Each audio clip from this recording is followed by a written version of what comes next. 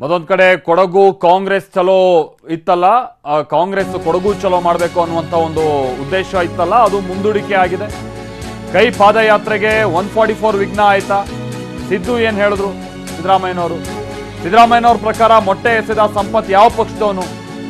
ಕೊಡಗಿನಲ್ಲಿ ಪ್ರತಿಭಟನೆ ಹೆಣ ಬೀಳುತ್ತೆ ಅಂದಿದ್ಯಾರು? ಮೊಟ್ಟೆ ಮೂಲಕ ದಂಗೆ ಎಬ್ಬಿಸುವ ಪ್ಲಾನ್ ನಡೆದಿತ್ತ? ಕುಮಾರಸ್ವಾಮಿ ಅವರು ಏನು ಹೇಳಿದ್ರು?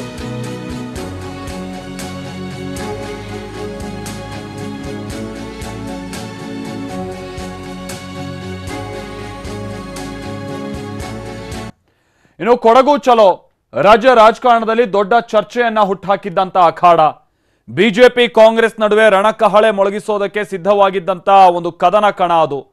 ಬಿಜೆಪಿ ಭದ್ರಕೋಟೆಯಲ್ಲಿ ಕಾಂಗ್ರೆಸ್ ಅದು ಹೇಗೆ ಅಬ್ಬರಿಸುತ್ತೆ ಅಂತ ಎಲ್ಲರಲ್ಲೂ ಕುತೂಹಲ ಇತ್ತು. ಆದರೆ ಆ ಒಂದೇ ಒಂದು ನಿರ್ಧಾರದಿಂದಾಗಿ ಸಿದ್ದರಾಮಯ್ಯನವರು ಇಂತಹ ಕೊಡಗು ಚಲೋಯಿಂದ ಹೆಜ್ಜೆಯನ್ನ ಹಿಂದಿಟ್ಟಿದ್ದಾರೆ. ಹಾಗಂತ ಇಲ್ಲಿಗೆ ಮುಗೀತು ಅಂತಲ್ಲ, ಯಾವಾಗ ಬೇಕಿದ್ರೂ ಕಾಂಗ್ರೆಸ್ ಜ್ವಾಲೆ ಧಗಧಗ ಅಂತ ಹೊತ್ತಿ ಉರಿಬಹುದು. ಹಾಗಿದ್ರೆ ಕೊಡಗು ಚಲೋವನ್ನ ಸಿದ್ದರಾಮಯ್ಯನವರು ಮುಂದೂಡಿದ್ಯಾಕೆ? ಈ ಬಗ್ಗೆ ಸಿದ್ದರಾಮಯ್ಯನವರು ಏನು ಹೇಳಿದ್ರು ಬನ್ನಿ ಈ ರಿಪೋರ್ಟ್ ಅಲ್ಲಿ ನೋಡ್ಕೊಂಬೋಣ.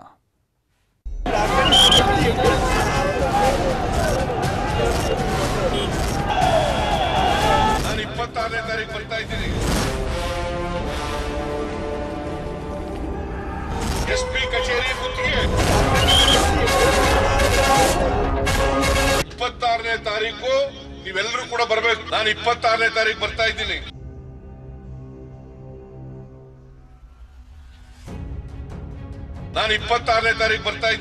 ಕೇಳಿದ್ರಲ್ಲ, ನಾನ್ ಬರ್ತೀನಿ ನೀವು ಬರ್ತೀರಲ್ವಾ ಅಂತ ಕೊಡಗು ಚಲೋಗೆ ಸಿದ್ದು ರಣಕಹಳೆಯನ್ನ ಮೊಳಗಿಸಿದ್ದನ್ನ ಇನ್ನೇನು 2 ದಿನ ಕಳೆದ್ರೆ ರಾಜ್ಯ ರಾಜಕಾರಣ ದೊಡ್ಡ ಹೈಡ್ರಾಮಾಗೆ ಸಾಕ್ಷಿಯಾಗಬೇಕಿತ್ತು. ಬಿಜೆಪಿ ಮತ್ತು ಕಾಂಗ್ರೆಸ್ ನಡುವೆ ಪಾದಯಾತ್ರೆ ಪಾಲಿಟಿಕ್ಸ್ ಧಗಧಗ ಅಂತ ಹೊತ್ತಿ ಉರಿಬೇಕಿತ್ತು. ಆದ್ರೆ ಸರ್ಕಾರ ಎಳೆದ ಒಂದೇ ಒಂದು ಕಾನೂನು ರೇಖೆ ಸಿದ್ದು ಚಲೋ ಚಳುವಳಿಗೆ ಚೆಕ್ಮೇಟ್ ಇಟ್ಟೇ ಬಿಡ್ತು. ಕದನ ಕಲಿಗಳಂತೆ ದಂಡೆತ್ತಿ ಹೋಗಲು ಸನ್ನದ್ಧವಾಗಿದ್ದ ಕಾಂಗ್ರೆಸ್ ಪಡೆಯ ರಣೋತ್ಸಾಹಕ್ಕೆ ಸೆಕ್ಷನ್ 144 ಬಿಗ್ ಶಾಕ್ ಕೊಟ್ಟಿದೆ.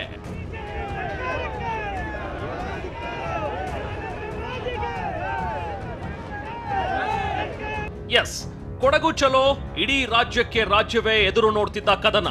ಸಿದ್ದು ಕಾರಿನ ಮೇಲೆ ಮೊಟ್ಟೆ ಒಡೆದ ಜಾಗದಲ್ಲಿ ಸಿದ್ದುಗೆ ಅವಮಾನಿಸಿದ ಕಡೆಯೇ ಕಾಂಗ್ರೆಸ್ ಅದೆಂಥ ಶಕ್ತಿ ಪ್ರದರ್ಶನ ಮಾಡಬಹುದು, ಕಾಂಗ್ರೆಸ್ ಈ ಚಲೋಗೆ ಬಿಜೆಪಿ ಹೇಗೆ ಟಕ್ಕರ್ ಕೊಡಬಹುದು ಅಂತ ರಾಜ್ಯದ ಜನ ಚಾತಕ ಪಕ್ಷಿಗಳಂತೆ ಕಾಯ್ತಿದ್ರು. ಇದಕ್ಕಾಗಿ ಆಗಸ್ಟ್ 26ಕ್ಕೆ ಮುಹೂರ್ತವೂ ಫಿಕ್ಸ್ ಆಗಿತ್ತು. ಆದ್ರೆ ಕೊಡಗಿಗೆ 4 ದಿನ ನಿಷೇಧಾಜ್ಞೆಯ ಬೇಲಿ ಬಿದ್ದಿದ್ದೇ ತಡ. ಕಾಂಗ್ರೆಸ್ ಇಟ್ಟ ಹೆಜ್ಜೆ ಹಿಂದಕ್ಕೆ ತೆಗೆಯುವ ಬದಲು ಮುಂದೂಡಿಕೆ ಮಂತ್ರ ಜಪಿಸಿದೆ. ಈ ಮೂಲಕ ಬಂದ್ ರೀತಿ ಡ್ಯಾಮೇಜ್ ಕಂಟ್ರೋಲ್ ಮಾಡುವುದಕ್ಕೂ ಮುಂದಾಗಿದ್ದಾರೆ ಅಂತನೂ ಹೇಳಲಾಗ್ತಿದೆ.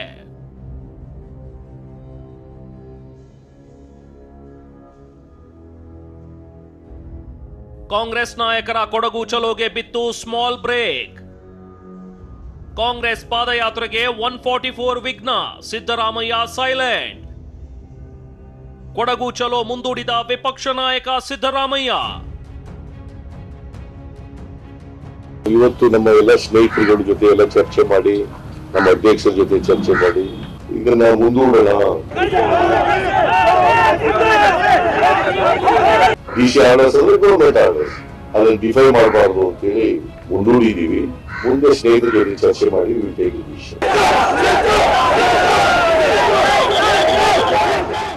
ಹೌದು, ಸಿದ್ದು ಅಂದುಕೊಂಡಂತೆ ಪ್ಲಾನ್ ಸಕ್ಸಸ್ ಆಗಿದ್ರೆ ಇಂದು ಅಥವಾ ನಾಳೆಯಿಂದಲೇ ಕೊಡಗು ಚಲೋಗೆ ಸಿದ್ಧತೆ ನಡೀತಿದ್ವೇನೋ. ಕೇಸರಿ ವಿರುದ್ಧ ಘರ್ಜಿಸೋಕೆ ಕಾಂಗ್ರೆಸ್ ತಂತ್ರದ ಮೇಲೆ ತಂತ್ರ ಹೂಡುತ್ತಿತ್ತೇನೋ. ಆದ್ರೆ ಕೊಡಗಿನಲ್ಲಿ ನಾಳೆ ಮಧ್ಯರಾತ್ರಿ ಸೆಕ್ಷನ್ 144 ಜಾರಿಯಾಗಲಿದೆ. ಇದೇ ಕಾರಣಕ್ಕೆ ಎಚ್ಚರಿಕೆ ಹೆಜ್ಜೆ ಇಟ್ಟಿರುವ ಸಿದ್ದರಾಮಯ್ಯ, ಯಾವುದೇ ಕಾರಣಕ್ಕೂ ನಾವು ಕಾನೂನು ಉಲ್ಲಂಘನೆ ಮಾಡಲ್ಲ, ಕೊಡಗು ಚಲೋ ಮುಂದೂಡಿದ್ದೇವೆ. ಅಲ್ಲದೆ ಮತ್ತೆ ಕೊಡಗು ಚಲೋ ಮಾಡುವ ಬಗ್ಗೆ ಸ್ನೇಹಿತರ ಜೊತೆ ಚರ್ಚಿಸಿ ನಿರ್ಧಾರ ಕೈಗೊಳ್ತೇವೆ ಅಂತ ಹೇಳಿದ್ರು. ನಾನು ಇವತ್ತು ನಮ್ಮ ಎಲ್ಲ ಸ್ನೇಹಿತರ ಜೊತೆ ಎಲ್ಲ ಚರ್ಚೆ ಮಾಡಿ, ನಮ್ಮ ಅಧ್ಯಕ್ಷರ ಜೊತೆ ಚರ್ಚೆ ಮಾಡಿ ಇದನ್ನ ಮುಂದೂಡೋಣ. ಯಾಕಂತಂದ್ರೆ you should not defy the law of the land, orders of the government. DC orders ಅಂದ್ರೆ ಗೌರ್ಮೆಂಟ್ ಆರ್ಡರ್ಸ್, ಅದನ್ನ ಡಿಫೈ ಮಾಡಬಾರ್ದು ಅಂತೇಳಿ ಮುಂದೂಡಿದೀವಿ. ಮುಂದೆ ಸ್ನೇಹಿತರ ಜೊತೆ ಚರ್ಚೆ ಮಾಡಿ ವಿಲ್ ಟೇಕ್ ಎ ಡಿಸಿಷನ್. ನಮ್ಮ ಪ್ರತಿಭಟನೆ ತಪ್ಪು ದಾರಿಗೆ ಎಳೆಯೋಕೆ ಬಿಜೆಪಿಯಿಂದ ಷಡ್ಯಂತ್ರ. ಕೊಡಗು ಚಲೋ ತಪ್ಪಿಸಲು ಸೆಕ್ಷನ್ 144 ಜಾರಿ ಎಂದು ಸಿದ್ದು ಗುಡುಗು. ಇತ್ತ ಕೊಡಗಿನಲ್ಲಿ ಸೆಕ್ಷನ್ 144 ಜಾರಿ ಮಾಡಿದ್ದಕ್ಕೆ ಸಿದ್ದರಾಮಯ್ಯ ಕೆಂಡ ಉಗುಳಿದ್ರು. ನಮ್ಮ ಪ್ರತಿಭಟನೆಯನ್ನ ತಪ್ಪು ದಾರಿಗೆ ಎಳೆಯೋಕೆ ಬಿಜೆಪಿಯವರು ಷಡ್ಯಂತ್ರ ಮಾಡಿದ್ದಾರೆ. ಆದ್ರೆ ನಾನು ವಿರೋಧ ಪಕ್ಷದ ನಾಯಕನಾಗಿ ಕಾನೂನು ಉಲ್ಲಂಘನೆ ಮಾಡಲ್ಲ ಅಂತ ಬಿಜೆಪಿ ನಾಯಕರಿಗೆ ತಿರುಗೇಟು ಕೊಟ್ರು. ನಮ್ಮ ಪ್ರತಿಭಟನೆಯನ್ನ ತಪ್ಪು ದಾರಿಗಳಿಲಿಕ್ಕೆ, ಜನಗಳಿಗೆ ತಪ್ಪು ಮಾಹಿತಿ ಕೊಡ್ಲಿಕ್ಕೆ ಒಂದು ಕುಟಿಲ ಪ್ರಯತ್ನವನ್ನ ಮಾಡಿದ್ದಾರೆ, ಷಡ್ಯಂತ್ರ ಇದು ಮಾಡಿದ್ರು. ಸೊ ಅದಕ್ಕೆ ಏನ್ ಮಾಡಿದ್ದಾರೆ, DC SP ಇವರೆಲ್ಲ ಸೇರ್ಕೊಂಡು ಈಗ 144 ಸೆಕ್ಷನ್ ಕ್ಲ್ಯಾಂಪ್ ಮಾಡಿದ್ದಾರೆ. ಯಾಕಂದ್ರೆ ಇದು ನಾವು ಅನುಮತಿ ಕೊಟ್ಟಿಲ್ಲ, ನಾವು ವಿ ಕ್ಯಾನ್ ಡೂ ಇಟ್, ಅದನ್ನ ಅಪೋಸ್ ಮಾಡಿ ಮಾಡಬಹುದು ಪ್ರತಿಭಟನೆ.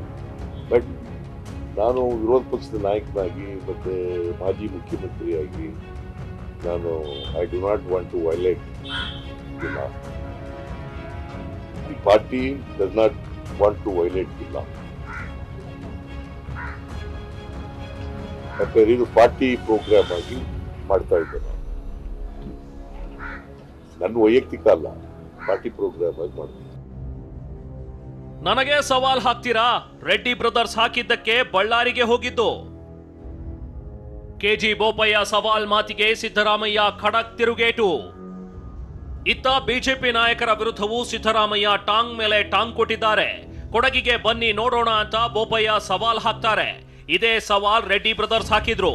ಆಗ ಬೆಂಗಳೂರಿನಿಂದ ಬಳ್ಳಾರಿಗೆ ಹೋಗಿದ್ದೆ, ಆದ್ರೂ ಕೂಡ ನನಗೆ ಹೆದರಿಸೋಕೆ ನೋಡ್ತೀರಾ ಅಂತ ಕೌಂಟರ್ ಅಟ್ಯಾಕ್ ಮಾಡಿದ್ದಾರೆ. ಇದಾದ್ಮೇಲೆ ಬೋಪಯ್ಯ ಹೇಳೋದ, ಬಲ್ಲಿ ಕೊಡಗಿಗೆ ನಾವು ನೋಡ್ಕೋತೀವಿ ಅಂತ. ಸ್ವತಂತ್ರ ಭಾರತದಲ್ಲಿ ಎಲ್ಲಿದ್ದೀವಿ ನಾವು? ನಾನು leader of the opposition, shadow chief minister ಅಂತಾರೆ. ನನಗೆ ಸವಾಲ್ ಹಾಕ್ತಾರೆ ಇವರು. ಹಿಂಗೆ ಸವಾಲ್ ಹಾಕಿ, ರೆಡ್ಡಿ ಬ್ರದರ್ಸ್ ಸವಾಲ್ ಹಾಕಿ ನಾನು ಬಳ್ಳಾರಿಯಿಂದ ಬೆಂಗಳೂರಿಗೆ ಪಾದಯಾತ್ರೆ ಮಾಡಿದ್ದರು. ಅಕ್ರಮ ಗಣಿಗಾರಿಕೆ ವಿರುದ್ಧ, ಇವರ ರೆಡ್ಡಿ ಬ್ರದರ್ಸ್ ಆಟಾಟೋಪದ ವಿರುದ್ಧ, ಇವರ ಸರ್ವಾಧಿಕಾರದ ವಿರುದ್ಧ ಪಾದಯಾತ್ರೆ ಮಾಡಿದ್ವಿ. ನನಗೆ ಎದುರಿಸ್ಲಿಕ್ಕೆ ನೋಡ್ತಾರೆ ಇವರು. ಮೊಟ್ಟೆ ಎಸೆದ ಸಂಪತ್ ಕಾಂಗ್ರೆಸ್ ಕಾರ್ಯಕರ್ತನೇ ಅಲ್ಲ. ಸಂಪತ್ ಕಾಂಗ್ರೆಸ್ ಕಾರ್ಯಕರ್ತ ಎಂದವರಿಗೆ ಸಿದ್ದು ಗುದ್ದು.